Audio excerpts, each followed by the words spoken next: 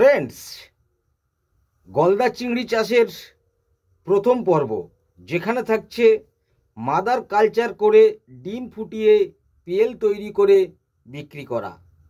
আর এই mother culture করতে গেলে কিভাবে আপনি পন্ড প্রিপারেশন করবেন, কিভাবে আপনি ওয়াটার ট্রিটমেন্ট করবেন এবং স্টকিং ডেন্সিটি বা কত হবে।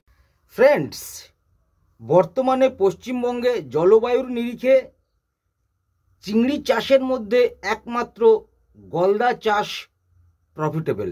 হ্যাঁ বন্ধুরা, এই গলদা চিংড়ি চাষে কোনো রকমের লস নেই।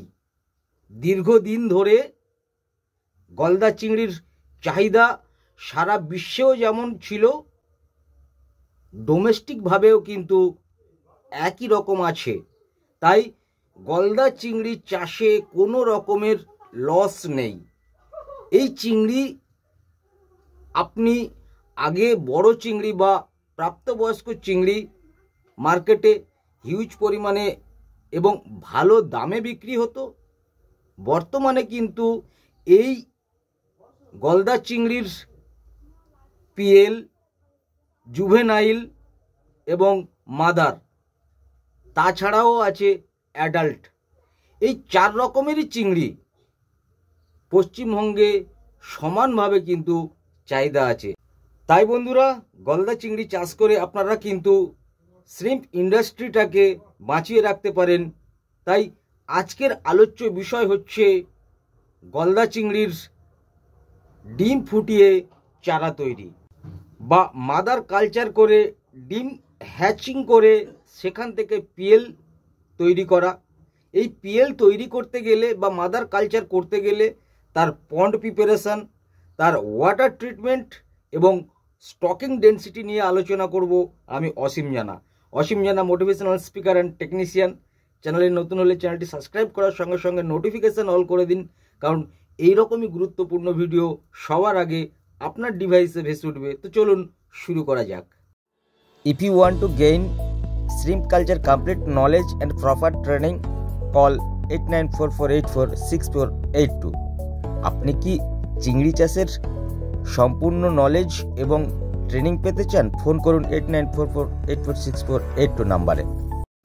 ফ্রেন্ডস, আমরা যারা চিংড়ি চাষের সঙ্গে সরাসরি যুক্ত বা ওতপ্রোতভাবে জড়িয়ে রয়েছি, যারা চিংড়ি চাষ করছি, তারা প্রত্যেকেই জানি ভারতবর্ষের মধ্যে সবথেকে ওয়াইল্ডভাবে বড় চিংড়ি পাওয়া যায় এই গলদা। হ্যাঁ, এই চিংড়ির সাইজ সব থেকে বড়, যেটা ভারতবর্ষে বর্তমানে বন্যভাবে পেয়ে থাকি। এই চিংড়ির চাহিদা সারা বিশ্বে সমানভাবে রয়েছে, সঙ্গে ডোমেস্টিকভাবে ইন্ডিয়ার মধ্যেও কিন্তু এর চাহিদা সারা বছরই রয়েছে।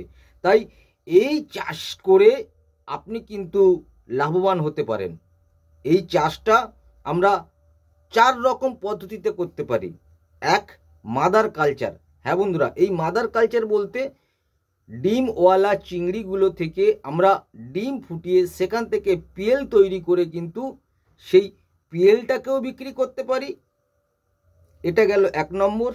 2 নম্বর হচ্ছে ওই পিএলটা যখন জুভেনাইল হয়ে যাচ্ছে বা কিশোর চিংড়ি হয়ে যাচ্ছে, অর্থাৎ 3, 4, 5 গ্রাম পর্যন্ত হয়ে যাচ্ছে, তখন কিন্তু সেই জুভেনাইল চিংড়ির একটা হিউজ পরিমাণে চাহিদা রয়েছে পশ্চিমবঙ্গের বিভিন্ন জায়গায়। এই চিংড়িটাকে নিয়ে অনেকে একক চাষ করছে, আবার অনেকে মিশ্র চাষ করছে। হ্যাঁ বন্ধুরা, এটা গেল দ্বিতীয়। তৃতীয় হচ্ছে এই জুভেনাইলটাকে আপনি স্টকিং করে সেখান থেকে আপনি যদি অ্যাডাল্ট তৈরি করতে পারেন, 100 গ্রাম, 150 গ্রাম, 200 গ্রামের চিংড়ি যদি তৈরি করতে পারেন, তাহলে তো আর কোনো কথাই নেই। এবারে ওই যে অ্যাডাল্ট চিংড়ি আপনি তৈরি করছেন, ওই সময় কিন্তু ওই চিংড়ির মধ্যে মাদার শ্রিম্প বা মা চিংড়ি পাওয়া যায়, যাদের পেটে ডিম ভর্তি। এই ডিমওয়ালা চিংড়িগুলোর কিন্তু আলাদা একটা ডিমান্ড আছে। ওই ডিমওয়ালা চিংড়ি আপনার পুকুর থেকে নিয়ে গিয়ে অন্য চাষিরা ডিম ফুটিয়ে সেখান থেকে কিন্তু পিএল তৈরি করে বিক্রি করছে। তাই বন্ধুরা, অনেক রকমভাবে এই গলদা চিংড়ি চাষ করে প্রফিট আমরা করতে পারি। আজকের গলদা চিংড়ি চাষের প্রথম পর্বে আমি আলোচনা করব মাদার কালচার আপনি কিভাবে করবেন, তবে আমরা পুকুর প্রস্তুতি করব বা পন্ড প্রিপারেশন করব। এখনও যারা চ্যানেলটি সাবস্ক্রাইব করেননি, সাবস্ক্রাইব করার পাশাপাশি নোটিফিকেশান অল করে দিন, কারণ এই রকমই গলদা চিংড়ি চাষের সিরিজ ভিডিও আপনার ডিভাইসে একের পর এক ভেসে উঠবে। পশ্চিমবঙ্গের ক্লাইমেট অনুযায়ী আপনি যদি মাদার কালচারের পন্ড প্রিপারেশন করতে চান, তাহলে আপনাকে প্রথমে যে জিনিসটার উপর গুরুত্ব দিতে হবে, নভেম্বর ও ডিসেম্বর মাসে পুকুরটাকে সম্পূর্ণরূপে শুকিয়ে দিতে হবে এবং ফেব্রুয়ারি থেকে মার্চ পর্যন্ত পুকুরটাকে কন্টিনিউ রোদ খাইয়ে শুকনো করে তার মাটিকে ফাটিয়ে চৌচুরি করে ফেলতে হবে। আর যদি ওই পুকুরে কালো মাটি থাকে, তাহলে সেই কালো মাটিটা সম্পূর্ণরূপে স্ক্র্যাপিং করে পুকুরের বাইরে ফেলতে হবে। তাহলে বন্ধুরা, পন্ড প্রিপারেশনের প্রথম নিয়ম হচ্ছে পুকুরটাকে ভালো করে শুকাবেন, অন্ততপক্ষে 50 থেকে 60 দিন রোদ খাওয়াবেন। আর যদি ওই পুকুরে কালো মাটি থাকে, তাহলে সেই পচা মাটিটাকে অবশ্যই কিন্তু স্ক্র্যাপিং করে তুলে পুকুরের বাইরে ফেলে দেবেন। দ্বিতীয় নিয়ম হচ্ছে এর পিএইচ কিন্তু খুব লো থাকে বা লো রাখতে হয়। ডিম ফুটাতে গেলে মাটির পিএইচ যাই থাকুক না কেন, আপনাকে চুনের ব্যবহার করা যাবে না। চুন বা কাস্টিক সোডা দিয়ে আপনি কিন্তু পিএইচটাকে কোনো মতে হাই করবেন না। লো পিএইচে ডিম ভালো ফোটে, তাই আপনারা স্রেফ রোদ খাওয়ান। আর যদি জীবাণুমুক্ত করতে চান, সেক্ষেত্রে একর প্রতি আপনি কিন্তু 40 থেকে 50 কেজি চুন ব্যবহার করতে পারেন। সেটা জীবাণুনাশক হিসাবে চুন কিন্তু কাজে লাগে। শুধু চুন জীবাণুনাশক হিসাবে না, চুনের প্রচুর কাজ রয়েছে। চুনের গুণাগুণ আমি আই কার্ডে দিয়ে দিলাম, সেটা আপনারা বিস্তারিত দেখে নেবেন। চুন যেমন মিনারেল সাপ্লাই দেয়, চুন প্রোবায়োটিকের কাজ করে, সঙ্গে চুন কিন্তু জীবাণুনাশক হিসাবে কাজ করে। অ্যাকোয়াকালচারে চুনের গুরুত্ব প্রচুর। তাই বন্ধুরা, আপনারা পন্ড শুকনো করার পরে চুনের ব্যবহার না করেই আপনারা কিন্তু জল ভর্তি করবেন। এই জল ভর্তি করার সময় আপনাদের যে জিনিসটার উপর গুরুত্ব দিতে হবে, সেটা হচ্ছে ডিম ভালো ফোটে 6 থেকে 10 স্যালাইনিটির মধ্যে। হ্যাঁ বন্ধুরা, 6 to 10 ppT স্যালাইনিটি ওয়াটারে, এই ব্র্যাকিস ওয়াটারের জলে কিন্তু ডিম ভালো ফোটে। আপনারা যখন জল ভর্তি করবেন, সেই সময় কিন্তু পুকুরের জলের মধ্যে যেন কোনো রকমের অবাঞ্ছিত জীব না প্রবেশ করে, তার জন্য আপনারা কিন্তু চারিদিকে জৈব নিরাপত্তাটা ভালো করবেন। এমএস নেট দিয়ে জল ছেঁকে আপনারা ভরবেন, কারণ নদীর যে জল আপনি ভরবেন, সেই জলে ছোট ছোট মাছের ডিম পোনা থেকে শুরু করে চিংড়ির ডিম চলে আসতে পারে। তাই সম্পূর্ণরূপে আপনারা কিন্তু 60 mS, 80 mS, 120 mS নেটের সাহায্যে জলটাকে ভালো করে ছেঁকে কিন্তু আপনি পুকুরে ভরবেন। এরপর আপনি কি করবেন, জলটাকে আপনার পিএইচ লো রাখতে হবে।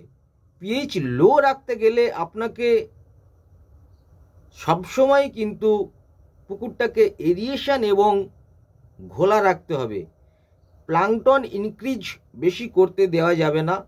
আর জলের ঘোলা থাকলেই কিন্তু সেই জলে কিন্তু মাছ ভালো ডিম পাড়ে, বা অর্থাৎ ডিমটা ফোটে ভালো এই গলদা চিংড়ির লো পিএইচে।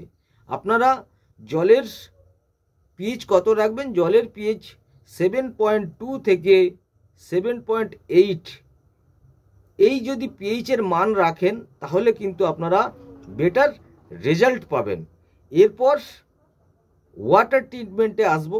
হ্যাঁ বন্ধুরা, ওয়াটার ট্রিটমেন্ট কিন্তু ভেনামি কালচার এবং বাগদা কালচার যারা করেন, যে পদ্ধতিতে করেন, একই পদ্ধতিতেই কিন্তু আপনারা এই ওয়াটার ট্রিটমেন্টটা করবেন, সেক্ষেত্রে আপনাদের একটা জিনিস মাথায় রাখতে হবে, পিএইচটাকে লো রাখার জন্য ডলোমাইটের ব্যবহার কিন্তু কম করতে হবে।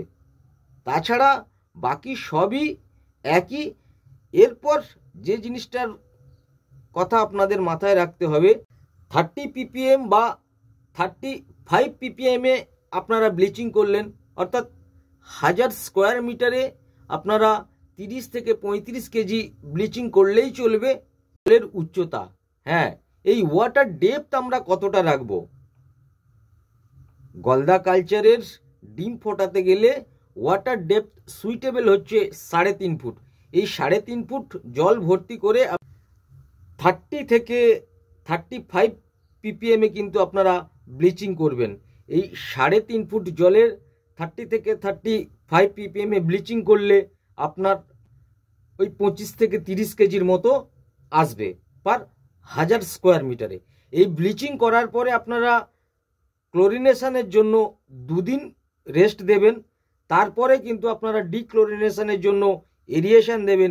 আর এই 2 দিন পরে আপনি অবশ্যই কিন্তু এলবি ক্লিয়ার যে কোনো মেডিসিনের ইউজ করবেন। জলের মধ্যে লুমিনেট ব্যাকটেরিয়া কিন্তু সব থেকে বেশি ক্ষতি করে ওই চিংড়ির ডিমকে। তাই বন্ধুরা, আপনারা ভেনামি কালচার বা বাগদা কালচারের মতো ওয়াটার ট্রিটমেন্ট করবেন, সেক্ষেত্রে কিন্তু বিকেসির জায়গায় আপনারা ওই এলবি ক্লিয়ার লুমিনেট ব্যাকটেরিয়া নাশক যে কোনো মেডিসিন আপনারা ইউজ করবেন। আর মনে রাখবেন, পিএইচটাকে লো রাখার জন্য ডলোমাইটের ব্যবহার কম করবেন। চিংড়ি চাষের ওয়াটার ট্রিটমেন্টের মধ্যে সবথেকে ভাইটাল পয়েন্ট হলো এরা ঘোলা জলে ভালো ডিম ফোটায়। হ্যাঁ বন্ধুরা, লো পিএইচ এবং ঘোলা জল আপনাকে মেনটেন করতে হবে, তাহলেই কিন্তু এর ওয়াটার ট্রিটমেন্ট ভালো হবে।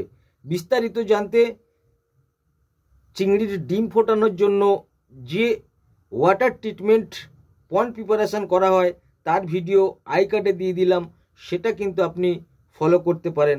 এরপর আমরা আসব মজুদ ঘনত্ব বা স্টকিং ডেন্সিটি। 1000 স্কোয়ার মিটারে মিনিমাম আপনি 150 পিস চিংড়ি ছাড়বেন। অপটিমাম হচ্ছে 250 পিস চিংড়ি ছাড়বেন। ম্যাক্সিমাম হচ্ছে 350 পিস চিংড়ি ছাড়বেন। এক্ষেত্রে আপনাকে যে জিনিসটার উপর সবথেকে বেশি গুরুত্ব দিতে হবে সেটা হচ্ছে এই মাদারের বডি ওয়েট কত হবে।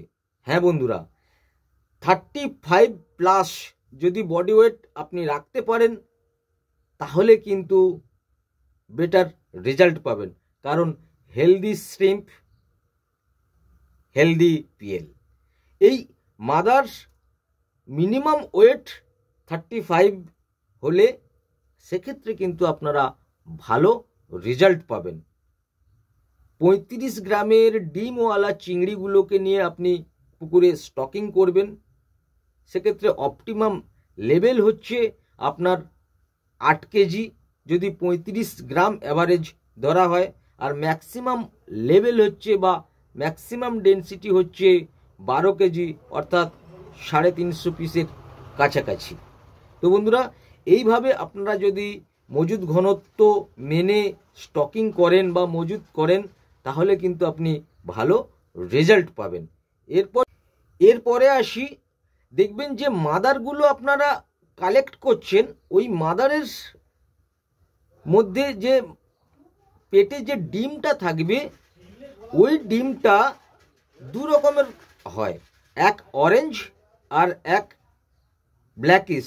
হ্যাঁ বন্ধুরা, একটা কমলা কালারের হয় আর একটা কালচে কালারের হয়। এই কমলা কালারের ডিমগুলো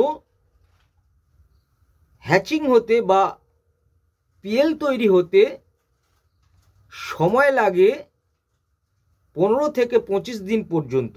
আর যে কালচে কালার বা ব্ল্যাকিশ কালারের ডিমগুলো কিন্তু হ্যাচিং হতে সময় লাগে 10 থেকে 15 দিন।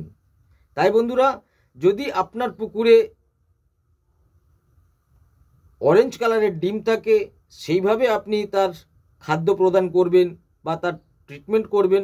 আর যদি কালো কালারের ডিমওয়ালা চিংড়ি বেশি থাকে সেক্ষেত্রে কিন্তু তার খাদ্য প্রদান ও ওয়াটার ট্রিটমেন্ট থেকে শুরু করে তার মেডিসিন অ্যাপ্লিকেশান সেইভাবে করবেন।